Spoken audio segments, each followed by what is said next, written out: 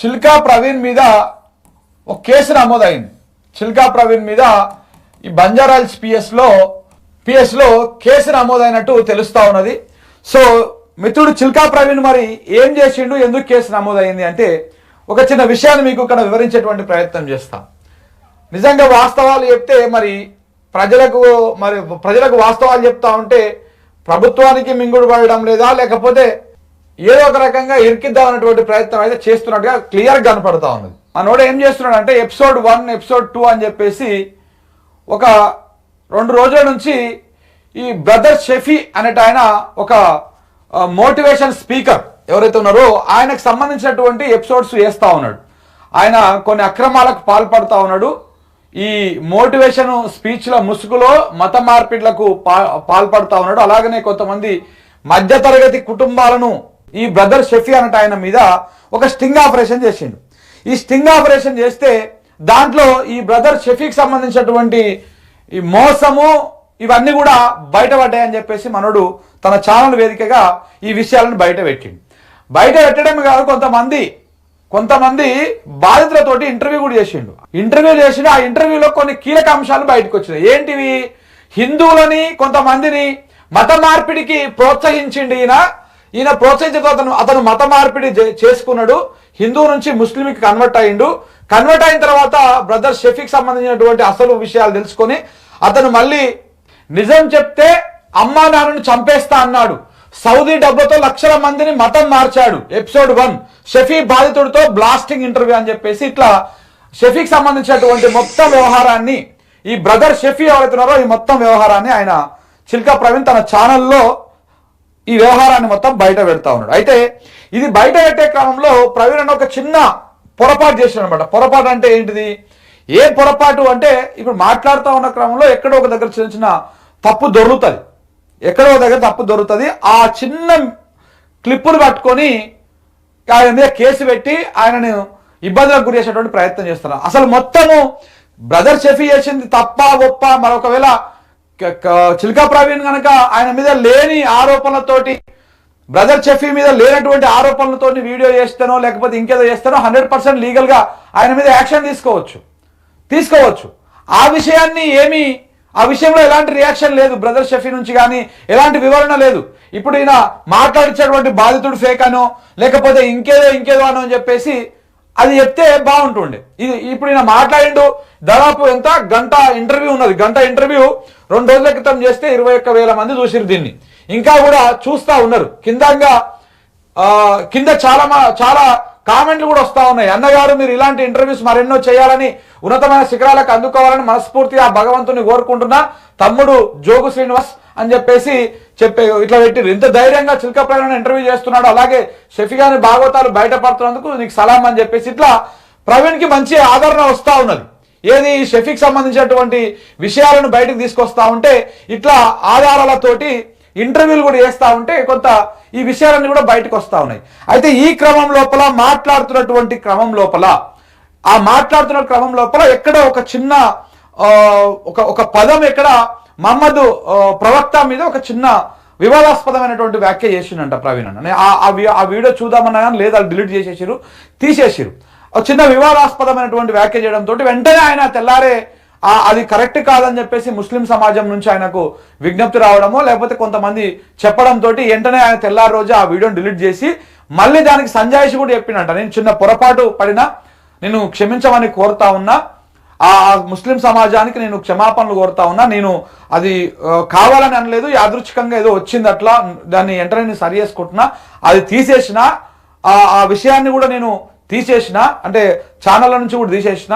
ఇప్పుడు నెక్స్ట్ ఇప్పుడు మళ్ళీ కూడా చెప్తా ఉన్నా, ఒక్కసారి కాదు 1000 సార్లు నేను సారీ చెప్తా ఉన్నా.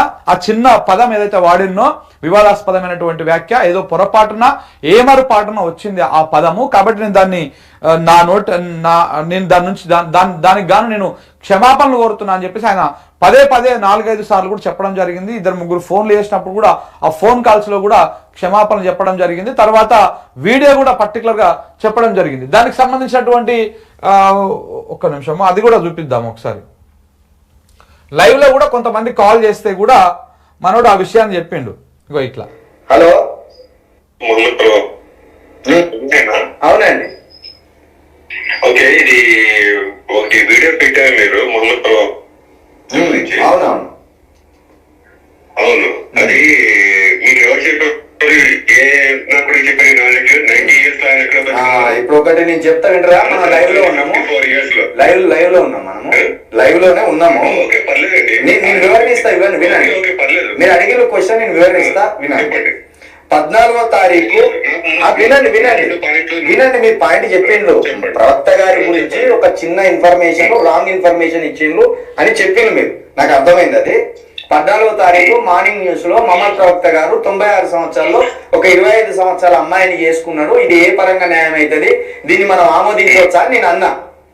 తెల్లవారి మీరు వీడియో చూడలేదు. మళ్ళా మహమ్మద్ ప్రవక్త గారు 58-60 సంవత్సరాల మధ్యనే మరణించిండ్రు, మా పొరపాటు జరిగింది, దీన్ని వినక్కి తీసుకుంటున్నామని కూడా వివరణ ఇచ్చిన. బహుశా మీరు అది చూసి ఉండకపోవచ్చు, మరొకసారి అదే వివరణిస్తాం. ఇంకో విషయం, ఇంకో పాయింట్ ఉందండి. ఆయన దేవుడు అని చెప్పి మేము ఎప్పుడు చెప్పలేదండి. మేము ఆయన దేవుడు అనలేదండి, మేము ఎప్పుడు కూడా మేము కూడా చెప్పారు. లేదు, రాముడిని పోల్చినప్పుడు మీరు అన్నారు, ఆ విషయం గురించి నేను మాట్లాడలేదు.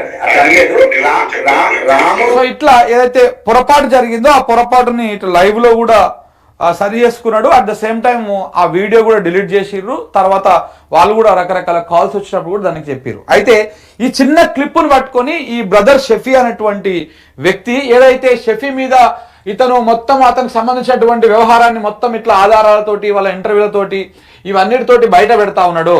బయట పెడతా ఉంటే ఈ విషయాన్ని బయట ఇది పక్కకు పోయింది, ఈ చర్చ అంతా పక్కకు పోయింది. పక్కకు పోయి షఫీక్ సంబంధించినటువంటి ఆ విషయము అదంతా పక్కకు పోయి ఇప్పుడు ఈ ఏదైతే ఆ డిలీట్ చేసినటువంటి క్లిప్ ఉన్నదో ఆ క్లిప్పును పట్టుకొని కేసు నమోదు చేయించి ఇప్పుడు చిల్కా ప్రవీణ్ కోసము దాదాపు 5 టీములు తిరుగుతా ఉన్నాయంట. 5 టీంలు. ఈయన ఏడుంటాడు ఏందని ఇప్పటికే రాత్రి నాకు తెలిసినటువంటి ఇన్ఫర్మేషన్ ఏంటంటే వాళ్ళ బ్రదర్ని కూడా, చిల్కా ప్రవీణ్ వాళ్ళ బ్రదర్ని కూడా అరెస్ట్ చేసిర్రు అని చెప్పేసి మనకు తెలుస్తా ఉన్నది. అరెస్ట్ చేసిర్రు, కొంత ఇబ్బందులకు గురి చేస్తున్నారు అని తెలుస్తా ఉన్నది. నిజంగా కూడా అసలు సరే ఆయన చిన్న పొరపాటుగా ఒక మాట మాట్లాడి వెంటనే దాన్ని వెనక్కి తీసుకున్నాడు.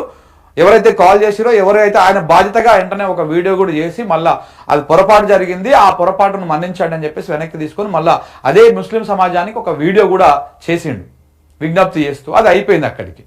అది అయిపోయినాక అసలు విషయాన్ని పక్కకు పెట్టిరు. ఇప్పుడు బ్రదర్ షఫీ ఆయన ఆధారాలతోటి బయట పెడతా ఉన్నాడు చిల్కా ప్రవీణ్. బ్రదర్ షఫీ అన్నట్టు ఆయన హిందువులను ఈ మోటివేషన్ స్పీచ్ల పేరుతోటి లేకపోతే ఈ లా ఆఫ్ అట్రాక్షన్ పేరుతోటి హిందువులను ముస్లింలుగా కన్వర్ట్ చేస్తున్నాడు. చాలా సౌదీ నుంచి వచ్చే డబ్బులని కొన్ని రకాల నుంచి వచ్చే డబ్బులని చేస్తున్నాడు అనేటువంటి విషయాన్ని ఆయన బయట పెడతా ఉంటే ఆ విషయాల మీద మాత్రం మాట్లాడడం లేదు. మరి ఒకవేళ ఇన్ కేసు అది తప్పు, ఈ మత మార్పిడి చేయడం లేదు, చిల్కా ప్రవీణ్ తప్పుగా ప్రచారం చేస్తున్నాడు, ఆయన మీద లీగల్ యాక్షన్ తీసుకోండి, నోటీసులు పంపించండి, మీ దగ్గర ఉన్న ఆధారం ఏదో చూపించండి, చెప్పండి.